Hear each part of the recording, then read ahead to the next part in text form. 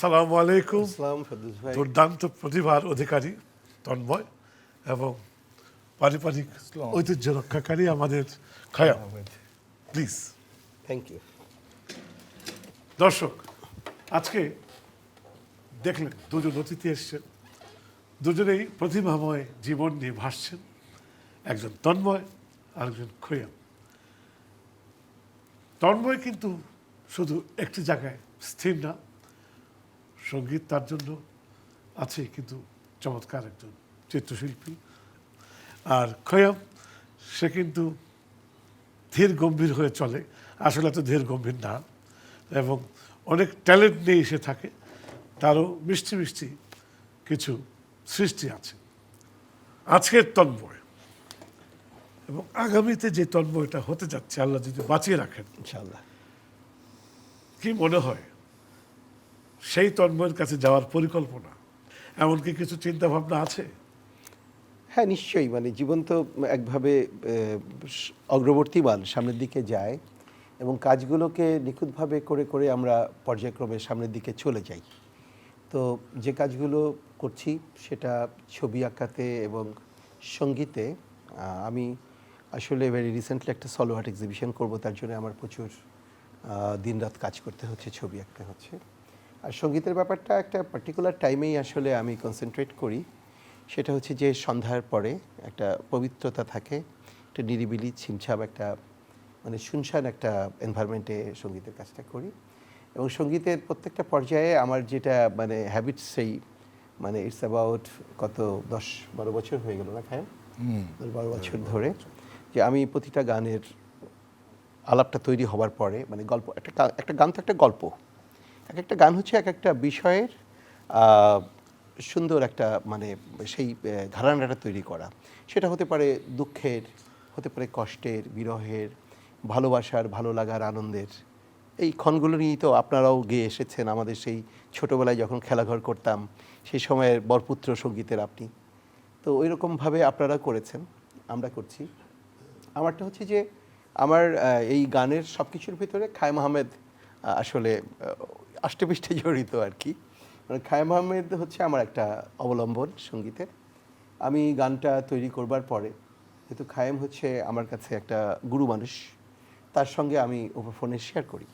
এবং এরকম দেখা যায় যে আমি গেয়ে তাকে শোনাচ্ছি, সে বলে গেয়ে দাও, গেয়ে পাঠিয়ে দাও, আমি দেখছি। এই জায়গাটা আসলে একটা অবলম্বন লাগে মানুষের। মানুষ তো আসলে একা একা একটা এত বড় জায়গায় চলতে পারে না। এবং আমার এ পর্যন্ত আপনি জেনে থাকবেন যে অগণিত গান হয়েছে, অনেক গান হয়েছে। আমি কখনো দুষ্টুমির ছলে খাইমের থেকে ছুটে গিয়েছি, সেই সুদূর কলকাতায় পাড়ি জমিয়েছি, কিন্তু স্যাটিসফ্যাকশন আসলে খাইমের এখানে। ঘুরে ফিরে আমাকে এখানে চলে আসতে হয়। মায়ের কাছে সন্তান যেরকম চলে যায়, মানে তার যে জায়গা গ্রামে চলে যায়, নিজের গ্রামে, সেরকম জায়গাটা হচ্ছে খায়ম আহমেদের জায়গা। খায়ম আহমেদ খুব ডার্কে থাকা মানুষ, সে নিজের মতো তার কাজগুলো করে এবং আমরা আসলে রাতে বসি, রাতটা আমরা দুজনে নিরিবিলি বসে কাজটা করি। তো ভবিষ্যতে যেটা বললেন যে ভবিষ্যতে আসলে চলমানতা কোথায় নিয়ে যাবে উই নেভার নো, এটা আল্লাহ অলমাইটি আসলে ডিসাইড করে দেন, সেই অনুযায়ী আমাদের প্রতিটা ছকে চলতে হয়। কিন্তু একটা স্বপ্ন তো থাকে, স্বপ্ন আছে যে অনেক রকমের গান করব। গানের যে চলমানতা আছে, গান সঙ্গীত করছে অনেক গুণী মানুষ, গুণী সঙ্গীতকাররা সঙ্গীত করছে, লিরিকিস্টরা লিখছেন, মিউজিশিয়ানসরা বাজাচ্ছেন, সব মিলিয়ে যে গানগুলো হচ্ছে। আমার গানের জায়গাটা একটু ভিন্ন, মানে ভিন্ন মানে যে আমি আসলে এইগুলোকে একটু কি বলো কি যে ডিফারেন্ট ওয়েতে করতে চাই। যেমন আমি কখনোই সঙ্গীতে একটা মুখ, তারপরে একটা অন্তরা, একটা দ্বিতীয় অন্তরা, শেষের মুখ দিয়ে গানটা করি না। আমার সব গানে আপনি সঞ্চারী পাবেন, কারণ আমার কাছে মনে হয়েছে যে সঞ্চারী হচ্ছে সঙ্গীতের এধার আর ওধারের একটা সেতু, ব্রিজ। হ্যাঁ, এটা ছাড়া আসলে আমি তৈরি করতে পারি না। আমি এইভাবে আমার ফরম্যাটটা এইভাবে করা। আমি anyway, your thoughts are very nice. আমি এমনিও জানি অ্যাবাউট ইউ, তবে একটু প্রসঙ্গটা আমি তার কাছে যেতে চাই। হ্যাঁ, এই যে বললো আমার সব কিছুর চিন্তায়, স্বপনে খায়া, আমি তোমার কাছে এটার একটু বিশ্লেষণ শুনতে চাই। বিশ্লেষণ হলো, আমি ভাবি যে একটা আর্টিস্টকে সবসময় এনকারেজ করা উচিত। আব্বাও বলতেন সবসময় আর্টিস্টকে উৎসাহ দিবা, ওর সাহসটা আরও বাড়বে। তো ওকে যখনই বলি যে তুমি সাহস নিয়ে এই কাজটা করো, ও আমাকে বলে আর তো কেউ বলে না, তুমি এত বলো কেন? তা আমি বললাম যে আমি যদি তোমাকে পথটা না দেখাই তুমি তো বুঝবা না যে এদিকে আলো আছে, তুমি তো হাঁটতেছো, তুমি যেতে যেতে অন্ধকারে চলে যেতে পারো। তো সেহেতু আমি সবসময় এনকারেজ করি যে whatever you love to do you can do it. তো সেই থেকেই সঙ্গীত করা একটা শখ, মনের একটা আকাঙ্ক্ষা থাকে যে সুন্দর একটা গান করলাম, ভালো একটা গান করলাম। গান তো কত রকমই করে মানুষ, কিন্তু there is how many good songs. আচ্ছা, আমরা একটা ছোট্ট রকম লটারির মতো খেলা করি। এখানে দুটো আছে, প্লিজ দুজন নেবেন। একজন এটা খোলো, একজন দুইটা কোন খায়ম কোনটা নেবে? না, ওর নিতে হবে, যদি আমার ফেভারিটিজম চলে আসে। কি আছে বললেই হবে। কি থাকতে পারে ভাবতেছি। সুখ লেখা আছে, সুখ, বুঝে গেছি। ওটা তাহলে ওটা দুঃখ। থাকবে দুঃখ। তবু দেখো, তা দুঃখ হইতে পারে, নাও হইতে পারে, সুখ হতে পারে, সুখ নাও হতে পারে, আনসার্টেনিটি। কোনোটাই কিন্তু কনফার্ম না কখনোই। হ্যাঁ, দুঃখ। আচ্ছা, যার যার জীবনে, সঙ্গীত জীবনে, অন্য কোনো কিছুই না, এই জীবন গড়ার জীবনে আমি তন্ময় থেকে তার সুখের একটি ছোট্ট স্মৃতি শুনতে চাই। আমার সুখের স্মৃতিটা হচ্ছে যে আমি যখন খুব ক্লান্ত হয়ে ঢাকা ইউনিভার্সিটির হলে জীবনযাপন করতে করতে খুব ব্যথিত বা খুব কষ্টের ভিতর দিয়ে থাকতাম। আসলে আমরা তো মোস্ট অফ দ্য পিপলই গ্রাম থেকে শহরে আসি, এসে নিজের জীবনটাকে শুরু করি। তো ওই সময়টায় যখন একটা বড় আকারের ছুটি আসতো এবং বিআরটিসি বাসের টিকিটটা কাটতে পারতাম, তখন আসলে খুব আনন্দিত হতাম যে মায়ের কাছে যাচ্ছি। বাহ বাহ, চমৎকার। দুঃখের একটা স্মৃতি শুনি। দুঃখের একটা স্মৃতি আছে, অনেক রকমের দুঃখ তো আছে, সেগুলো ভুলেও গেছি। দুঃখ হচ্ছে যে আমি ফোর্ট দিলাম, আমি অনেক কন্ট্রিবিউট করলাম, কিন্তু আমি যার দ্বারা পরিচালিত বা যার অধীনস্থ বা যার সঙ্গে আমার কাজটা সবসময়ের জন্যে, তার থেকে হচ্ছে রিটার্নটা প্রপারলি, মানে আমার যোগ্যতা মোতাবেক, আমার কন্ট্রিবিউশন মোতাবেক না পাওয়া, এটা হচ্ছে খুব দুঃখের। এটা আমার একা না, সবার জন্যই তাই। এক্স্যাক্টলি। আচ্ছা খায়াম, তোমার কোনো দুঃখ আছে কি এই সঙ্গীত জগতের পদচারণার মধ্যে? কোনো স্মৃতি মনে পড়ে কি? জীবনের নাকি বেশিটাই দুঃখ, ওস্তাদ মান্না দে বলে গেছেন, পণ্ডিত মান্না দেজি। কিন্তু আমি মনে করি জীবনের বেশিটাই সুখ। কি জন্য যে আমি যত হ্যাপি গান করেছি, ম্যাক্সিমাম পপুলার হয়েছে সুখের গান হওয়ার জন্য। দুঃখের গান শোনার আমার কাছে মনে না, হয় গানের জন্য না, নতুন যে কোনো প্রজন্মরা, সঙ্গীত জীবনে, সঙ্গীত জীবনে নতুন প্রজন্ম এবং সিনিয়র প্রজন্ম, জুনিয়র প্রজন্ম এবং সিনিয়র প্রজন্মের মধ্যে যারা 20 to 40, এরা হলো গিয়ে সুখের গানগুলো বেশি গ্রহণ করে, আর 40 to 60 যারা, এরা দুঃখের গানগুলো বেশি ধারণ করে, কারণ তাদের তখন এন্ড টাইম আর এদের স্টার্টিং টাইম। এটাই কি দুঃখ দেয়? লাইফের সিকোয়েন্সেই কিন্তু সুখ দুঃখ ভাগ করা আছে। না, এটাই কি মনে দুঃখ দেয়? এই 40 বছরেই তো সুখ দুঃখ, আর কি। আচ্ছা, এনিওয়ে, শত দুঃখের মাঝেও যার সম্পদ খুশি হাসি, সেই শহীদ মাহমুদ একদম কর্নারে একজন, এই মুহূর্তে একজন ভালো প্রতিভাবান সঙ্গীত পরিচালক, কবির এবং Shakil is a very good rhythmist. এখানে মেহেদি বাপন এও আরেকজন নব্য আমাদের মাঝে কাজ করছেন। আজকে তোমরা সবাই কিন্তু এই তন্ময় এবং খায়ামকে সহযোগিতা করতে এসছো। আমরা সরাসরি একটু গানে যেতে চাই।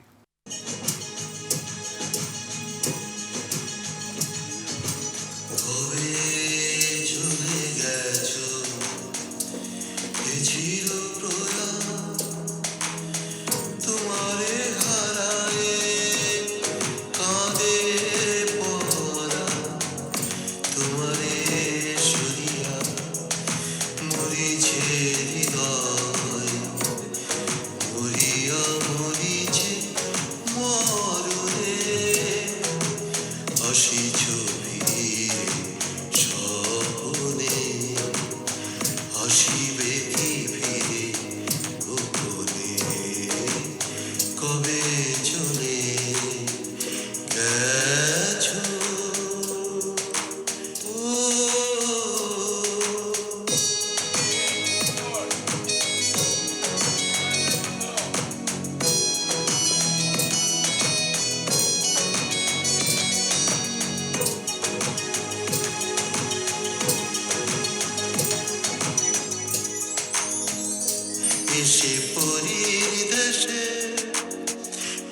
ভালোবেসে কোন সে দূরে সে দেশ যাও হারিয়ে যাও হারিয়ে যাও হারিয়ে যাও হারিয়ে যাও হারিয়ে যাও হারিয়ে যাও হারিয়ে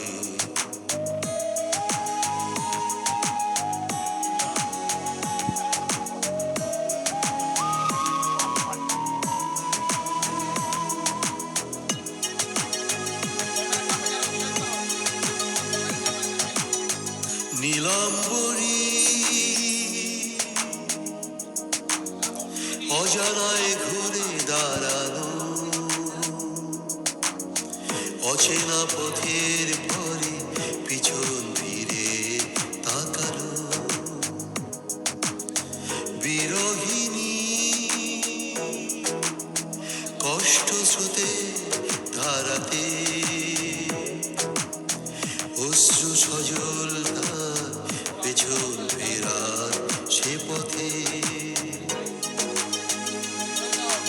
ও আজে অজানাতে পরীরা সকল হারিয়ে গেছে যে তার তোমায় নিয়ে তোমায় নিয়ে তোমায় নিয়ে তোমায় নিয়ে তোমায় নিয়ে তোমায় নিয়ে তোমায় নিয়ে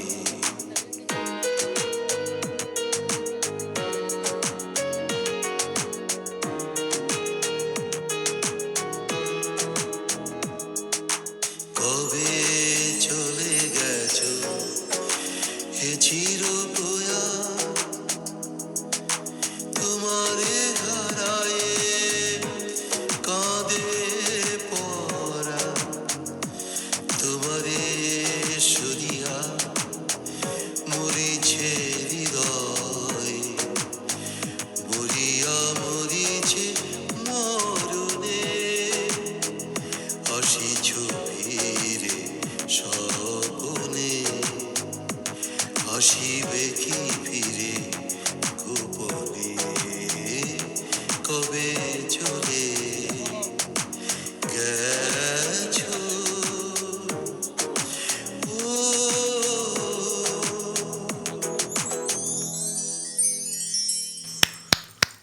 মিষ্টি গান, খুব মিষ্টি গান, সুরটাও খুব মিষ্টি। আমার মনে হচ্ছিল যে আমি ট্রেনের কিনারে বসে আছি, ট্রেন চলছে এবং দৃশ্যগুলো দেখছি, এই গানটি চলছে। এখানে হয়েছে কি ফেরদৌস ভাই, গান লেখা সুর আমার, মিউজিক ডিরেকশনটা খায়েম করে, খায়েম পিসগুলাকে বানায়, all the songs. All the songs design আমার করা। এখানে এই গানটাতে হচ্ছে যে আপনার, আমরা তো আসলে পুরোনো দিনগুলোকে পেছনে ফেলে খুব দ্রুত সামনে আগাচ্ছি, বিভিন্নভাবে মডার্ন, যত মডার্নাইজ করা যায় সেটা করছি। তবে এই গানটি কিন্তু যত শুনবে তত ভালো লাগবে।